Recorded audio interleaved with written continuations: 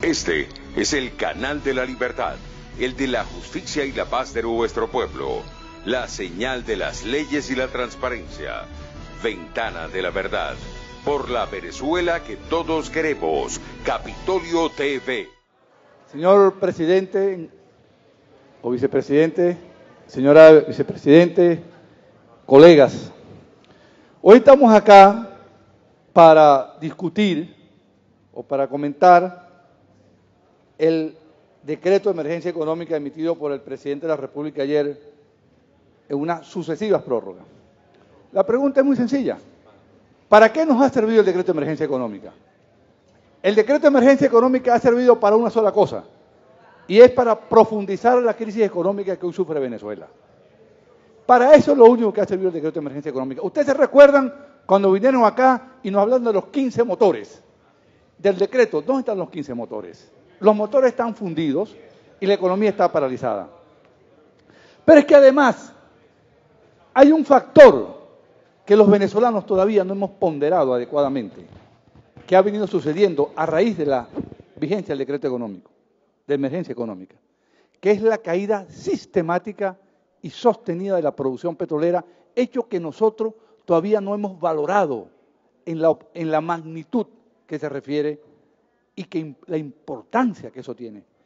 Entre el año 2016, enero de 2016, y ahora lo que va de mayo de 2017, hemos perdido casi 350.000 barriles de petróleo de producción petrolera, casi el 12%, y esto no tiene nada que ver con el decreto de emergencia económica. Porque aquí, compañeros, no hacía falta un decreto de emergencia económica. Aquí lo que hacía falta era un cambio de modelo económico y político para sacar el país de la crisis. Esa es la razón de fondo. ¿Ustedes recuerdan cuando vino aquí el ministro Castro Soteldo, cuando vino el profesor Aristóbulo Isturi y cuando vino Pérez Abad a presentar aquellos resultados de la economía venezolana correspondientes al 2016 y que aquí de esta tribuna criticamos porque veíamos que el país iba para una crisis mayor antes de la vigencia del decreto? Lo único diferente de este decreto de emergencia económica respecto a los decretos, a la sucesión de decretos anteriores, es uno solo, y es el articulado referido a un nuevo sistema cambiario pretendidamente encaminado a reducir la especulación cibernética que hay con el dólar paralelo, la llamada página Dollar Today. Queridos amigos, colegas diputados, señores de la prensa, público que está acá, aquí no hace falta un remiendo al esquema económico. Aquí lo que hace falta es desmontar de raíz el control de cambio y liberar el mercado cambiario. Esa es la gran solución a la crisis cambiaria de Venezuela. Porque el argumento que tiene el gobierno es que si liberamos el control de cambio se van las divisas. Es que las divisas se están yendo justamente porque hay control de cambio y porque una mafia se apropió de las divisas preferenciales. Aquí hay que arrancar de raíz el control de cambio, liberar el mercado cambiario y que sea el Banco Central que administre la flotación del nuevo régimen cambiario. Esa es la solución de fondo y no estos remiendos, parchos, DICON, SICAP, SICA 1, SICA 2, SICA 3, SENCOE, RECADI. No, nuevo control de sistema de administración de divisas, unas divisas libres, que no sea una mafia la que controle la asignación y el otorgamiento de las divisas, sino que sean los ciudadanos los que pueden acceder a este sistema. Ahora bien, el gobierno tiene un empeño en decir que es que la Asamblea Nacional le está bloqueando el acceso a los mercados internacionales. Una vez en París se presentó el cuadro Guernica, que como usted sabe fue pintado, fue la obra más célebre de Picasso.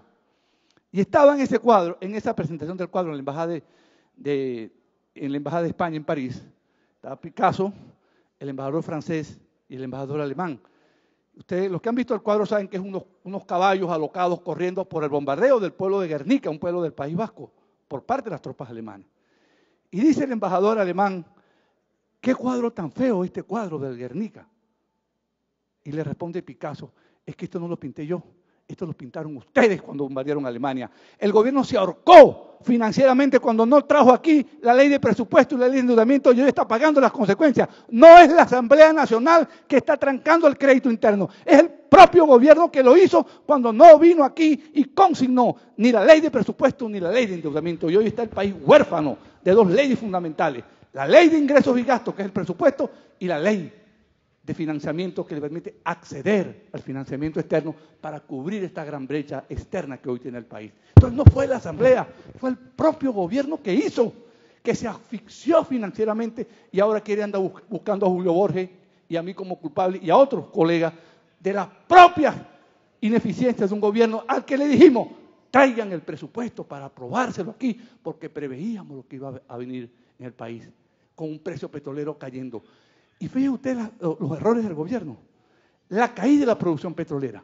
Pero es que también el acuerdo que hizo la OPEP de reducción de los barriles de petróleo para levantar el precio, hoy los precios petroleros están más bajos que cuando el acuerdo. Entonces tenemos dos caídas, una porque producimos menos petróleo y otra porque cayó el precio del petróleo. Entonces todo lo han hecho mal. Y aquí le voy a adelantar una opinión personal que no compromete a la fracción a la cual pertenezco. Yo he venido planteando y he venido argumentando de distintas maneras, yo como economista y como parlamentario electo por el pueblo, que nosotros tenemos que plantearle al país que en estas condiciones que está el país, compañero, no se puede pagar la deuda externa. Estamos gastando casi 50% de los menguados ingresos petroleros que este año alcanzarán máximo 24.000 millones de dólares. Estamos pagando más de la mitad en deuda externa. Este país jamás va a crecer y jamás va a dar el salto de salir de la postración en que está si no tiene un alivio a la deuda externa, que nunca será, salido de mi boca, un default o un incumplimiento al pago. Como está la deuda, compañero, es impagable y eso lo saben los mejores analistas financieros de los centros donde se decide el tema de la finanza pública, que es Wall Street. Jamás irá a salir de mí la palabra default.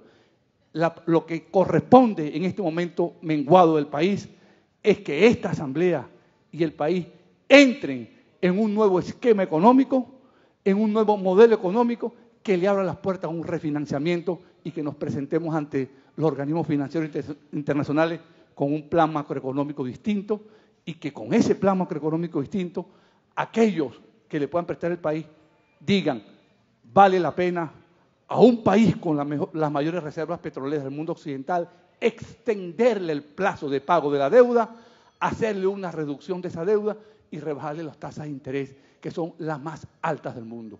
Eso es responsabilidad. Eso es una asamblea comprometida con un país. Por eso, y por los anteriormente planteados, ciudadanos, miembros de la Junta Directiva, propongo para que sea votado el rechazo de este cuerpo a este nuevo decreto de emergencia económica. Muchas gracias.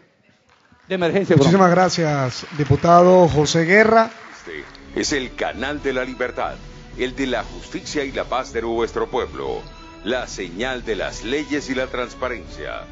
Ventana de la verdad, por la Venezuela que todos queremos. Capitolio TV.